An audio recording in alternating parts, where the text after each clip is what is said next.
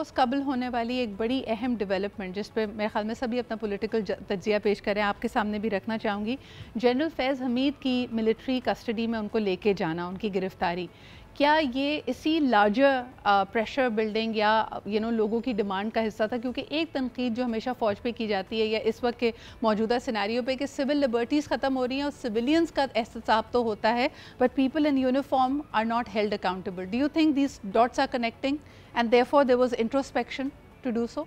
No no, नहीं नहीं, ऐसी बात नहीं है। अगर आपको याद हो, चीफ जस्टिस ऑफ पाकिस्तान ने टॉप सिटी के अंदर इंस्ट्रक्शन दी थी कि इस केस में इंक्वायरी की जाए एंड देन फैक्ट्स मालूम किए जाए। उस पर इंक्वायरी हुई, there was lot of thing came out, जिसकी वजह से। और फिर सेकंड, उसके बाद जब ये रिटायरमेंट के बाद देखें, इतनी सीनियर अपॉइंटमेंट के ऑफिसर्स होते हैं, वो हैव लॉट ऑफ इंफॉर्मेशन, और उनको 2 साल तक वैसे भी बार द पोलिटिकल एक्टिविटीज में हिस्सा नहीं लेना होता। और उसके बावजूद अगर आप ऐसी इंफॉर्मेशन ले रहे हैं, ये देखें कि इतने सीनियर ऑफिसर्स के साथ जो बड़ी सेंट्री अपॉइंटमेंट पर है, अगर आईएसपी ने ये कहा कि आप आफ्टर रिटायरमेंट के बाद उनके ऊपर कुछ एलिगेशंस हैं, तो कितने कॉन्क्रीट प्रूफ होंगे? बिकॉज दीस सीनियर ऑफिसर्स जब रिटायर होते हैं, देयर अंडर सर्वेलेंस, कि कहीं वो कोई ऐसी लूज टॉक तो नहीं कर रहे जो उसको नेशनल सिक्योरिटी के खिलाफ हो या कोई और प्रॉब्लम हो।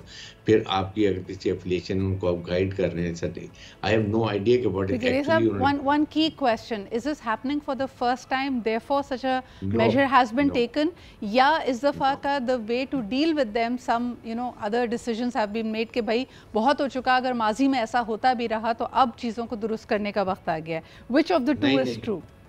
नो, देखें, आपके सामने एक 3 स्टार को, one very senior central appointment, 14 years 3 star को 14 इयर्स जेल हुई है।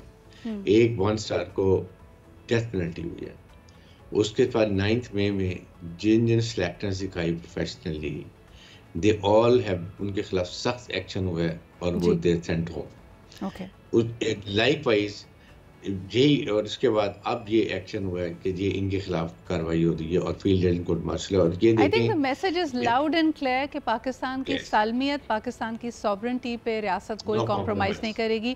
तमाम इंस्टीट्यूशंस और गवर्नमेंट इस बारे में एक पेज पर है और उसी का सिलसिला है। आप मुख्तलिफ चीज़ों में देखते हैं कि स्टूडेंट्स के हवाले से भी कहा जा रहा है कि they will be reprimanded if any of such activities में उनकी भी मुलव्वस होने की खबर आती है। बहुत बहुत शुक्रिया आरिफ साहब मौजूद होने के लिए।